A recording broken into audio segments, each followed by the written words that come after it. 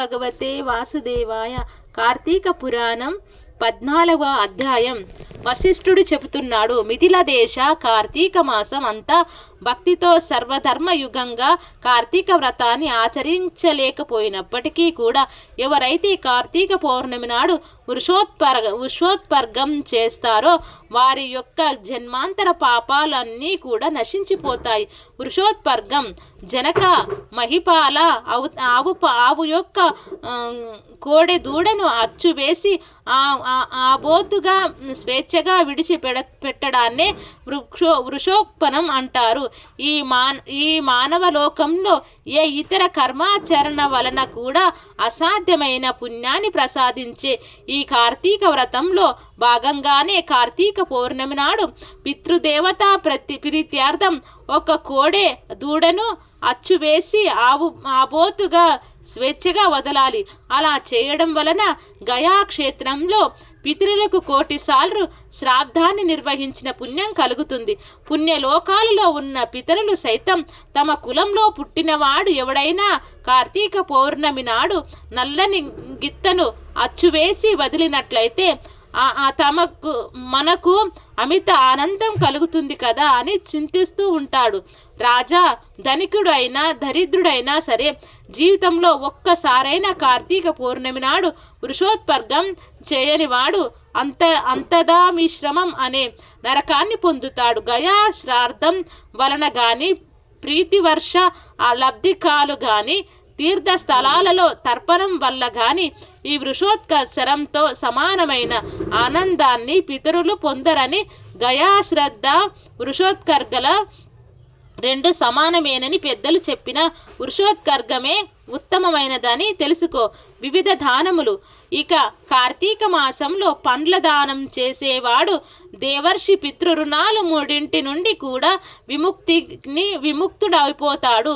దక్షిణాయుతంగా దాత్రి ఉసిరిక ఫలాన్ని దానం చేసేవాడు సార్వభౌముడు అవుతాడు. కార్తీక పౌర్ణమి నాడు దీపదానం వలన త్రికరణ కృత పాపాలన్నీ నశించి పరమపదాన్ని చెందుతాడు. కార్తీక పౌర్ణమి నాడు లింగదానం సమస్త పాపహారకం, అత్యంత పుణ్యదాయకమే కాక ఈ దానం వలన ఈ జన్మలో అనేక భోగాలను అనుభవించి మరు జన్మలో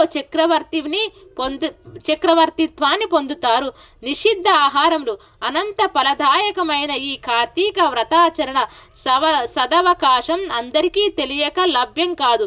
అత్యంత ఉత్కృష్టమైన ఈ కార్తీక మాసంలో ఇతరుల అన్నం పితృశేషం తినకూడనివి. తినడం, శ్రాద్ధలతో భోజనానికి వెళ్ళటం, నువ్వులను దానం పెట్టటం అనే 5 మానివేయాలి.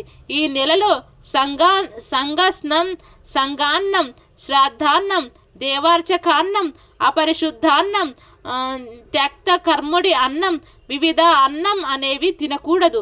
కార్తీక పౌర్ణమి అమావాస్యలలో పితృదిన నాడు ఆదివారం నాడు చంద్ర సూర్య గ్రహణ దినాలలోను వ్యాధిపాత విద్యుతాది నిషిద్ధ దినాలలోనూ రాత్రి భోజనం నిషిద్ధం. ఈ నెలలో వచ్చే ఏకాదశి నాడు రాత్రింబవలు 2 పూజలు కూడా భోజనం చేయకూడదు. ఇటువంటి రోజులలో ఛాయానాక్తం అనగా తమ నీడ శరీరపు కొలతకు 2 పడినప్పుడు భోజనం చేయడం ఉత్తమమని మహర్షులు చెప్పారు. పరమ పవిత్రమైన ఈ కార్తీకంలో నిషిద్ధ దినాలలో భుజించేవారు పాపాలు లెక్క లేకుండా పెరిగిపోతాయి.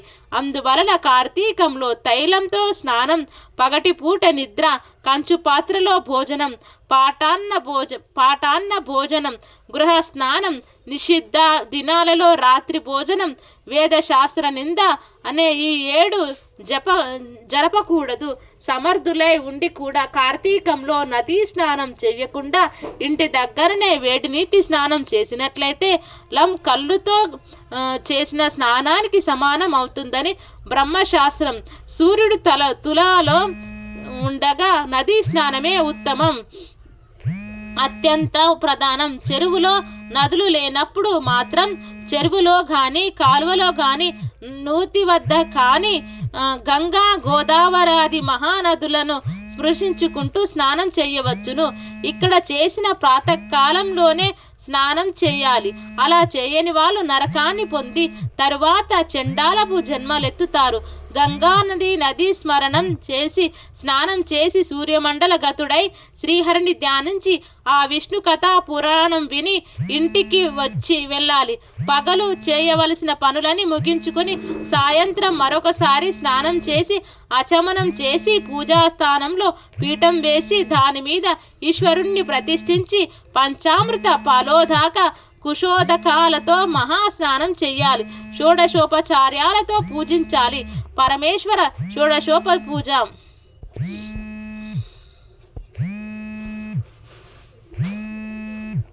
ఇది శ్రీ కార్తీక మహాపురాణం 14వ అధ్యాయం సంపూర్ణం.